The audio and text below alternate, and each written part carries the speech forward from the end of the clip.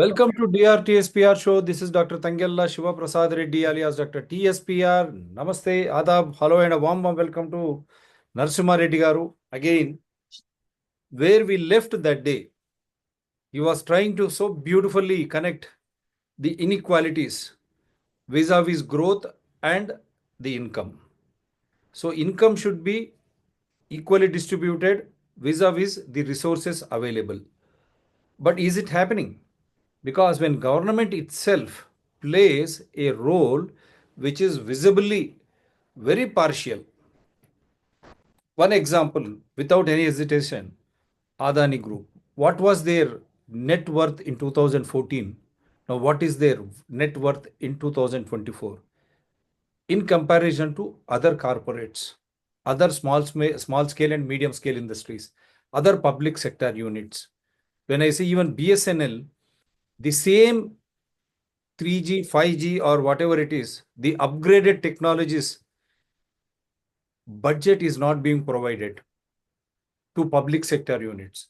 Whereas they are allowing the private players like Jio, Vodafone and Adani Group, everyone to make hay by opting for newer technologies, and they are making them even bank loans. IPOs, they go for shares also very easily. That means government is playing a role wherein it is encouraging corporates. And he has clearly brought out how the corporate taxes were reduced. And in fact, the middle class taxes who have salaried classes and then the indirect GST, they have been paying huge. Why corporate taxes were reduced?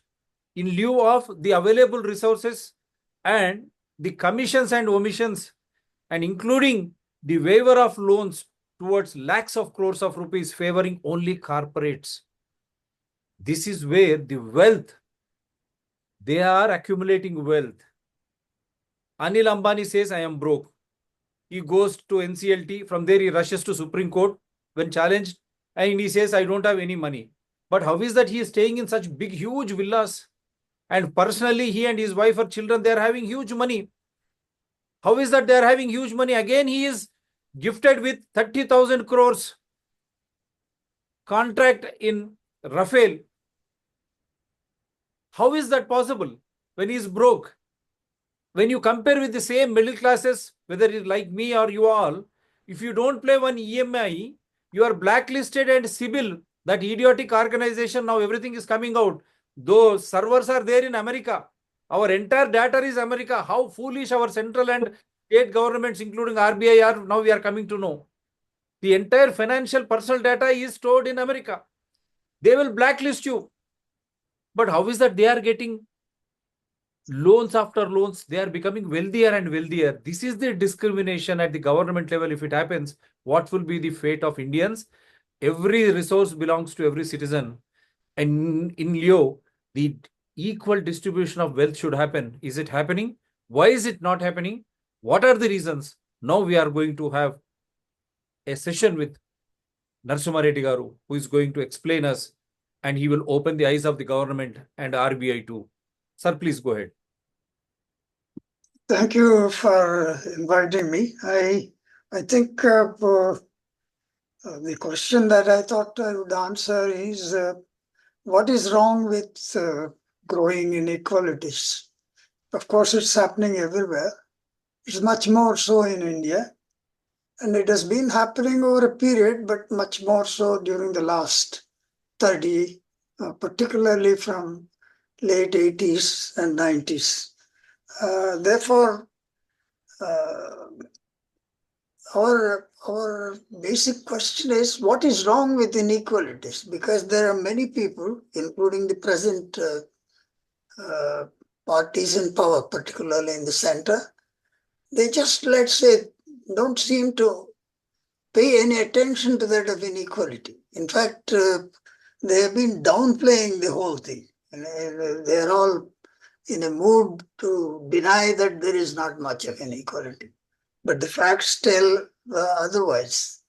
In fact, there is a growing evidence across the globe, and particularly when it comes to the question of India, a lot of work has been done now based on whatever bits and pieces of evidence available. In fact, the government has not been regularly bringing out AIDs. See, that's All India Investment and Debt Survey. That's one reason why we can't have an assessment of at least some rough idea of inequality. But based on the past data and income tax data and that of large household surveys, the evidence now shows that there has been enormously increasing inequalities in India.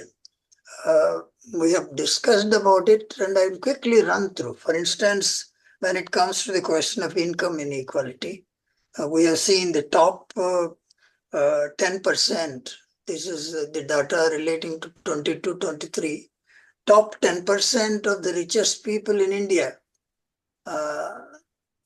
account for about 58% of the total income generated in India. And the middle, let's say 40% account for only 27%, and the bottom 50% of the people, ordinary what we call as the most of the people, low income people, the 50% account for only 15%. In fact, this data, if we look back, what has been happening to that of this income distribution of generated GDP every year, if you go back to that of 1950s, it looks reasonably not that bad. For instance, in 1950s, when you just got, let's say, independence, that's why we are saying now the present inequality is much worse than pre-independent colonial times.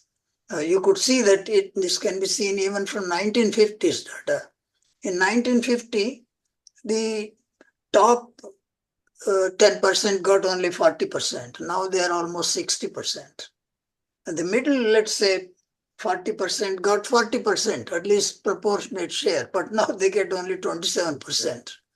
The bottom 50% at that time used to get about 19 to 20%, which has come down to 15%. And particularly, this has started after what we are referring to, that pushing the economy into that market direction. The name, of course, we celebrate reforms, but one of the consequences of it, yes, there was growth.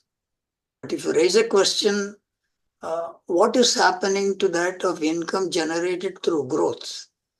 Whom does this income generated reach? For this question, the answer is it's increasingly moving up into that of top classes and denying, let's say, a fair share to that of bottom, even if middle class. For instance, if you refer to that of 1950s, it was, let's say, 19% for the poorest, 50%, but it has come down to that of 15%.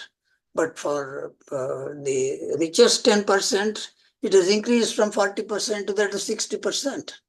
That means in every rupee that is generated through that of GDP, if you take into consideration the distribution, for instance, during the first 30 years, 51 to that of 1980, for every rupee generated, the top 10% got only 24 paise. That is 10% got 24 paise of this 1 rupee. And the middle, let's say the 40% got about 49 paise. The middle class was reasonably comfortable at that time. And the bottom 50% also got 28%. But that has come down completely in a different way in the distribution when it comes to that of, let's say, last particularly 30, 40 years. We have data to show 81 to that of 2014, the year in which the present government came to power. If you look at it, the top 10% who got, let's say, up to 80 in every rupee, 24 paise, now they get about 66 paise. At the cost of whom? The middle class, which got, let's say, 40%, 49 paise, now get only about 23 paise. The bottom for 50%, who got at least 28 paise out of the rupee, got only 11 paise. I mean, this is complete, let's say, increase. That's why we are saying, is this kind of increase in inequalities could be what could be seen in this unsustainable. We can raise a question: is it sustainable? Is it sustainable from the point of view of economic situation, social situation, political situation, and much more important, let's say, environmental and let's say climate situation? And of course, last we can also refer to that it is ethically, morally sustainable. Let's start with looking at what is wrong with inequality, such high rate of inequality when it comes to the question of economy as a whole. To see that when it comes to the question of macroeconomy, income generated, we talk in terms of GDP in a particular year, income generated depends upon investments made. Investments made is a response to that of consumption, total clearance. Let's see that if you take total GDP, it has a capital part, it has, let's say, consumer part, consumption goods part. So if you observe, there is a continuous disparity between the incomes. For instance, we have seen that the top 10% get 66 paise and the bottom, let's say 50% get 11 paise. That means the aggregate demand for what is produced. For instance, in any economy, in a year, what is produced must be sold. Otherwise, there would be, let's say, overproduction, let's say stocks won't clear, profits collapse. And therefore, we raise a question, is growing inequalities economically sustainable? Can we sustain high rates of growth which we are dreaming of to reach what is called as Viksit Bharat or whatever? That is it possible even to maintain the present rate of growth of 7% if every additional rupee, substantial part is going to that a small section? What do they do with that? See, a person richest 10%, they have 66% of the income. They spend only part of it. They will not be in a position to, let's say, spend on consumption substantially. They will spend, maybe use it for investment a bit. But when it comes to the question of bottom, let's say 50%, or let's say including the middle, let's say 90% of the people, their income is shrinking, their purchasing power is coming down, and therefore the demand, what we call as aggregate demand, keeps on coming down. It cannot sustain high growth. When aggregate demand is coming down, you produce, you can't sell. Such situations come in. Already in some areas we face that situation. You produce, but particularly this is, I think, one of the consequences of inequalities. You can see it when people are predicting, people are seeing it. Urban housing, where the real estate, they're building like, let's say, hell. The speed with which they are creating, let's say, buildings, they are mostly unaffordable. Can anybody in this group of below 50% of income buy any flat? Now it's only each flat in any of these places is something like, let's say, minimum of 60, 70 lakhs. Average goes to something like 1 crore. Who can invest there? Can, let's say, ordinary employees buy it? Can, let's say, ordinary people, let's say that we know that India has about 85% to 90% are informal workers. And how many of them can buy this kind of real estate? That means you produce these things, very soon you will face, let's say, lack of demand because they don't have enough, let's say, income out of it. This is the biggest danger, economically speaking, over a period. If the rate at which inequality is increasing, that means the wealth of the rich is increasing faster than the rate of growth of GDP. So therefore, they have huge money at their disposal, but very limited demand, whereas the large section have huge demand, but no purchasing power. And therefore, much of the goods are faced very soon, particularly high-end goods. They'll face a problem of, let's say, lack of clearance. People would buy, let's say, if you have more money, First demand is, let's say, your basic consumption requirements, food, clothing, maybe shelter. Then you go for other things.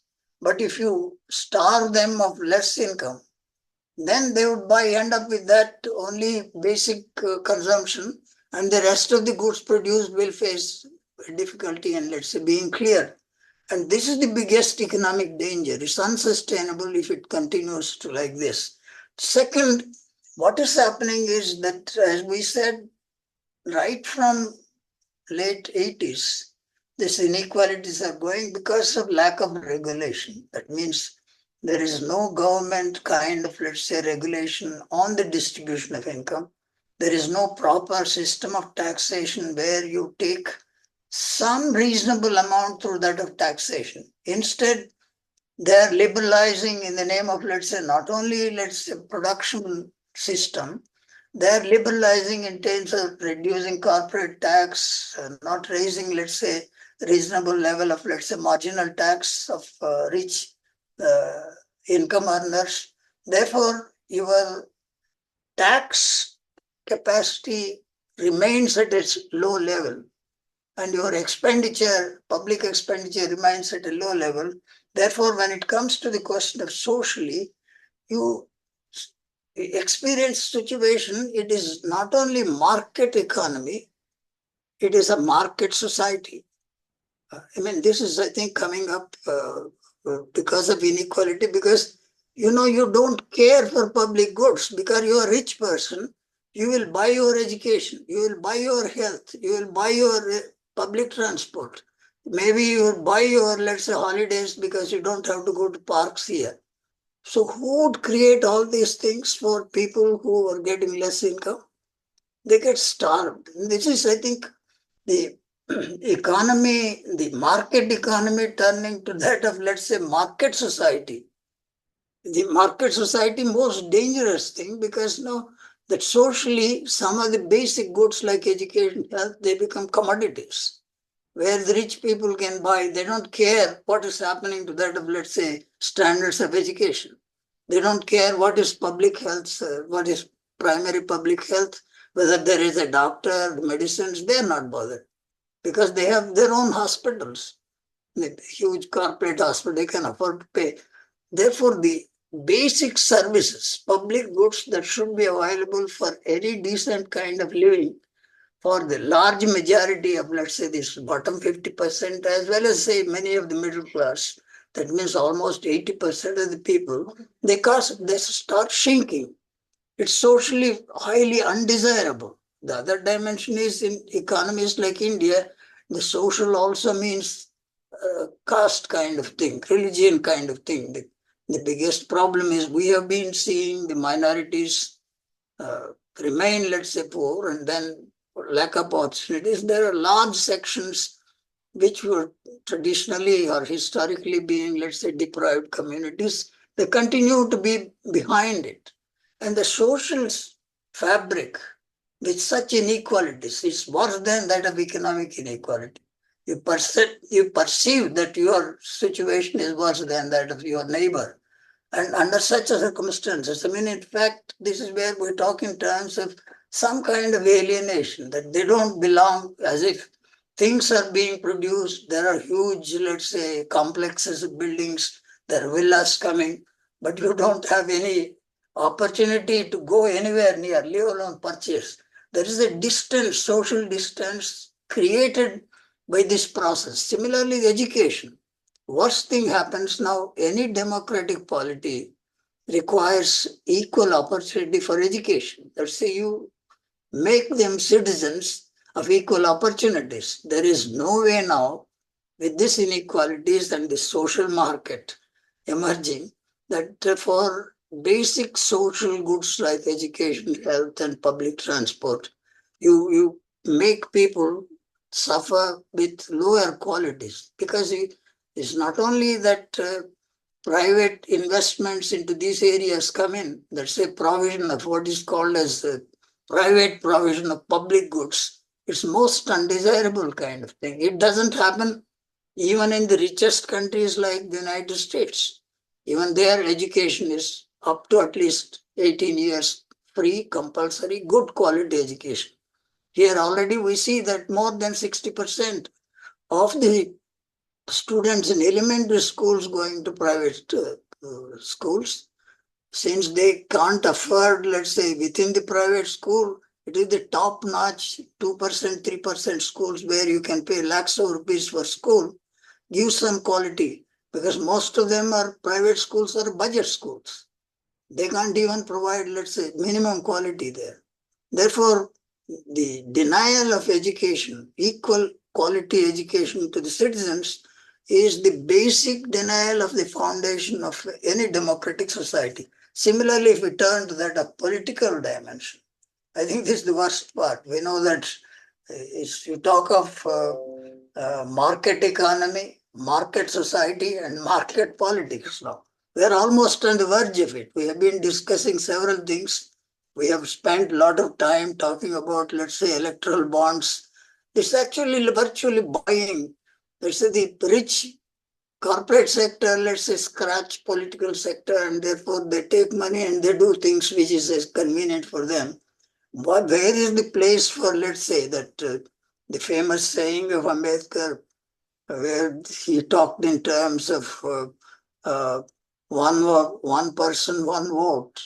Now I think the rest of the things you don't have one person, one kind of, let's say, social status or for that matter, economic opportunity. That situation is emerging because of this. You would find that politically money plays. Let's say if you don't have money, there are many genuine people who are concerned about, let's say, the whole society, would like to be in politics, be part of, let's say, the legislature, but they just cannot enter. There is something like a minimum. Okay? I mean, we know that here within our own state, we could see that what is the so-called minimum threshold point to enter. You can't enter, let's say, an assembly election without, let's say, few crores. And of course, it multiplies when it comes to to parliament. Where did this money come? It is because of this inequality. You have people who make money, they would like to capture power. And therefore, it is not merely inequality in terms of wealth and income, inequality in terms of the daily democratic process. And therefore, one of the biggest challenges is that you hollow it out. For instance, you keep on talking in terms of, because political parties even now do not pay much attention to that of inequalities, although some opposition parties make some noise. But I think those who are in power totally unconcerned, and they think that this is not an important thing. In the process, the whole democracy gets hollowed out. I mean, hollow in the sense there is no way that you talk in terms of equal opportunities to contest, be in, let's say, political field where I think you can perhaps work for the benefit of the citizens. This is where I think I am reminded of an example narrated by one of our famous writers. She was telling that when she was a child, when she lived in Kerala and then lived with in a neighborhood where they had houses, gardens, and all that. When they were going to school, it appears an old lady was growing carrots in her garden, and these kids were interested in eating those carrots. But the lady would, let's say, take them into task if they touch that. Therefore, they wait for some opportunity, go pick up the carrot, cut the bottom carrot part, take it and then plant it so that she will see that it's still green. But the carrot is over. They will eat the carrot and put the thing there. So our democracy is like that. We have something on we talk of constitution, but it's all hollow. I think that situation is largely because of this growing inequalities. And in fact, when we turn, that means we are saying that this kind of a thing unsustainable. You can't call it, let's say, you call anything, but it's hardly democracy. It's like some kind of autocracy, and it may perhaps go into something else also. Now, people fear that it would even become some kind of much worse than that of autocracy. So Then turn to that of, let's say, the doings in terms of what we now call as one of the biggest dangers to which we only pay lip sympathy across the globe and India particularly is environment and climate change. See that one may ask what has inequality to do with that of climate change. You see, in fact, there is an interesting compilation of, let's say, you have wealth, and those who have wealth have a different style of living. So now, when you talk in terms of an average person's living, there are things that in daily life, what we call lifestyle itself contributes to that of environmental damage because the power we consume, the kind of goods we use, the kind of energy that goes in. There are estimates, interesting estimates. If you take it into consideration the top 10% of the rich people in India, the kind of their consumption, let's say the cars they buy, the houses they live, the air conditions they have, or heaters they have, if you put all of them together, this over a period of time, it's they have estimates from 1990 to that of, let's say, to 2020. It has gone from some, you can talk in time, measure them into 2.5 units of, let's say, consumption in terms of what is called carbon footprint. How much of carbon your lifestyle generates. It was something like 2.5 in 1990, the richest 10%. It has gone to that of something like 8.8% by 2020. That means that the very consumption style, the steel that goes into your house or glass that you goes into your house, the kind of dress, I mean, you have clothing, maybe poor man has 4 pairs, you have, let's say, 40 pairs, shoes, you have 20. All this would mean energy consumption, waste of material or use of material, whatever you may say that. Compared to that of a bottom 50%, which has increased, also increased from 1 point, let's say in terms of that was 2.5 for the rich, less than 1 for the bottom 50%. It has increased to that of 2. Whereas the rich carbon footprint has increased from 2.5 to that of 8.8. This 8.8 is equal to that of the rich country's average. That means that there are people in our own country whose lifestyle is no less than that of the richest countries. So therefore, we see that an average American's life and then average rich man's life, 10% life, he is no different. Maybe it's much more here when it comes to the question of damage to that of environment. That's why they've also gone minutely into that of taking average kind of, let's say, carbon generated in different goods one consumes. For instance, if you look at this 10% and the other average people, if you look at industrial goods consumption, the kind of carbon generated, it is a rich man's 10%. Rich people's carbon generated is 6 times more. When it comes to the question of the transport you use, maybe people use public transport or even their own car. But the rich people's style, maybe they have several, and therefore the heavy guzzlers, comfortable cars are there. Therefore, the transport is 6 times more. And when it comes to the question of housing, that's the highest compared to that of a poor man's housing or average man's. I'm not talking about poor also. It is 7 times more carbon generating. Similarly, for, let's say, clothing, it's about 4 times more. It's about health and education expenditure. They have their own schools, their own hospitals. It's about, let's say, 5 times more. I mean, this shows that when it comes to the question of inequality, it's not only inequality, just mere consumption. If you look at these goods, services consumed, they also generate enormous kinds of, let's say, carbon in the process of production. In fact, the carbon footprint is supposed to be one of the important things. That's why the more reasonable way is look at this kind of, let's say, disparity. And most damaging is if you don't, let's say, take some out of them, that means there must be some kind of a what could be referred to evening of let's say, even this carbon generation. For instance, if you look at, let's say, Nordic countries, for instance, let's say Norway. If you look at, let's say, a motor car they have, the kind of taxes on a car is about, let's say, 10 times what we pay on a tax for a car. Because the idea is that they don't want people who use car generate, let's say, pollution to get away with it. Therefore, they heavily tax. Transport, public Therefore, transport. an average, if you look at the lifestyle, an average Norwegian or a Swedish person thinks twice before taking car out. And compensatingly, they're one of the best public transport.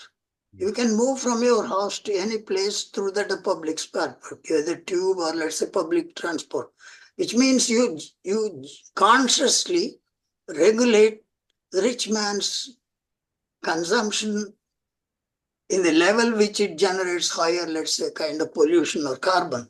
Therefore, it's controlled. For instance, that's why you would find these countries, for instance, Norway would be the first country in the world which would go entirely electric by next year.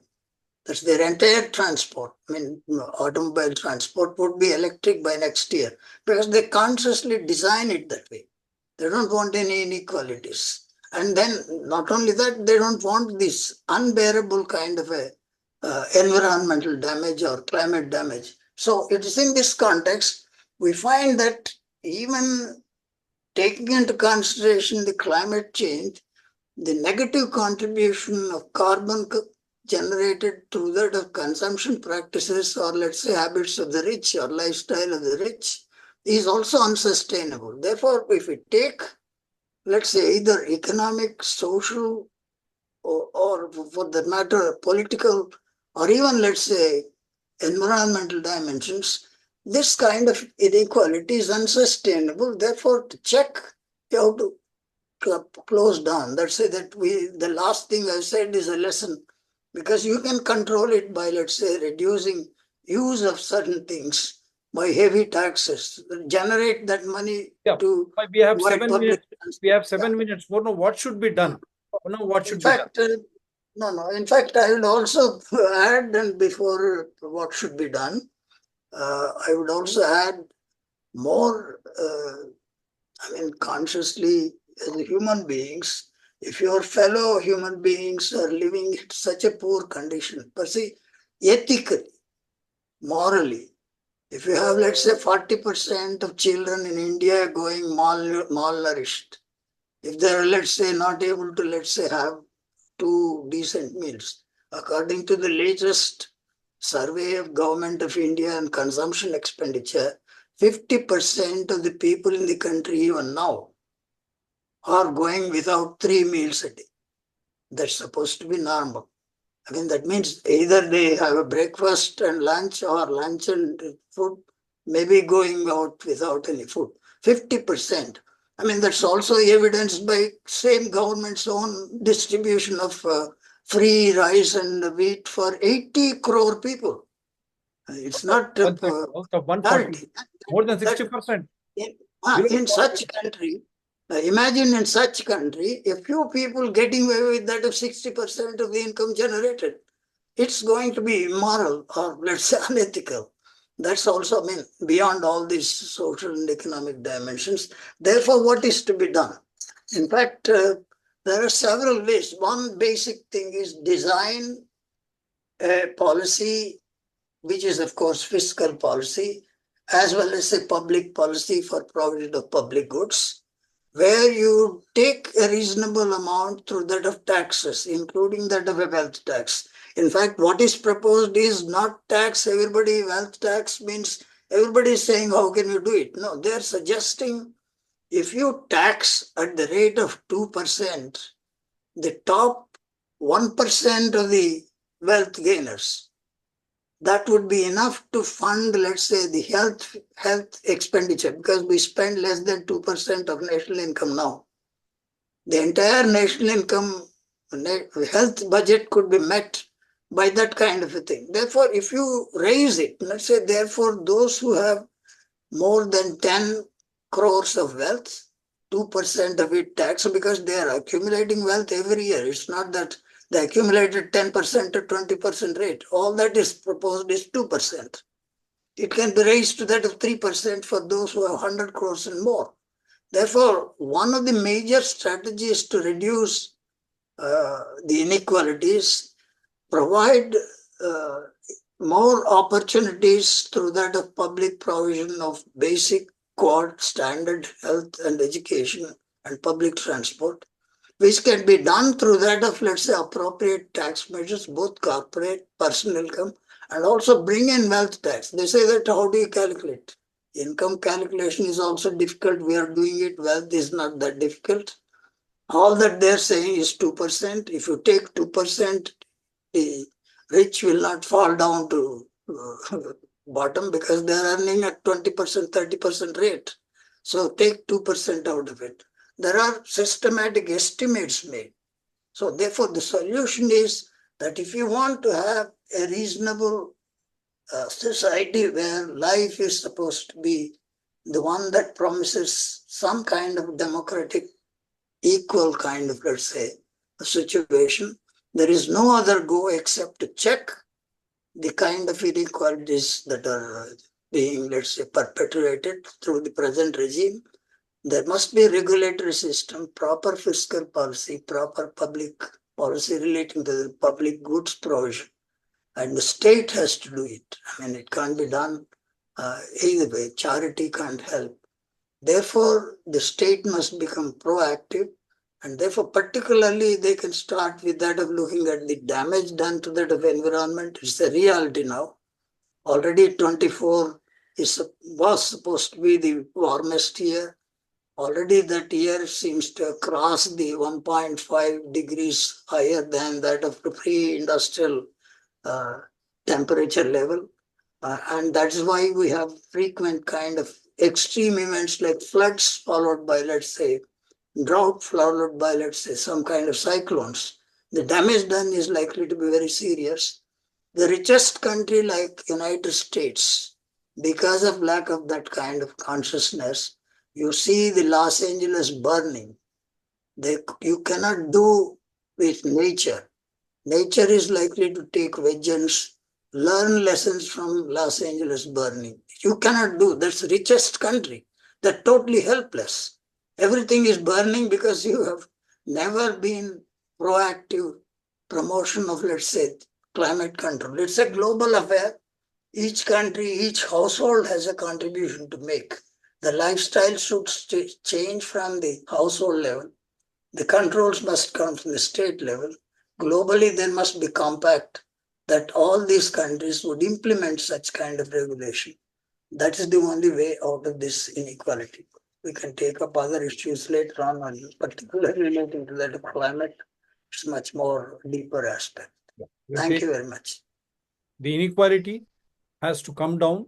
Wealthier 1% should be taxed 2%. I would say that 10% who are accounting for 60% of India's wealth, they should be taxed adequately. And the double taxation which is happening with the salaried and at the lower level should also be a cause of concern.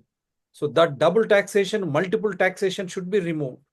If you are paying a tax at one level by the middle classes who are 40% and 50% lower level, and the 40%, the middle class levels should be given some leeway so that they can grow in comparison to that 10% who are controlling 60% of the wealth of the country. They should be taxed adequately, and all those waivers which are happening to the tune of lakhs of crores, destroying public banks and public funding system, invariably these 90% have to take that burden too.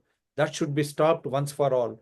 Encouraging public sector units and regulating the employment, which should be very stable and secure for a affordable economy like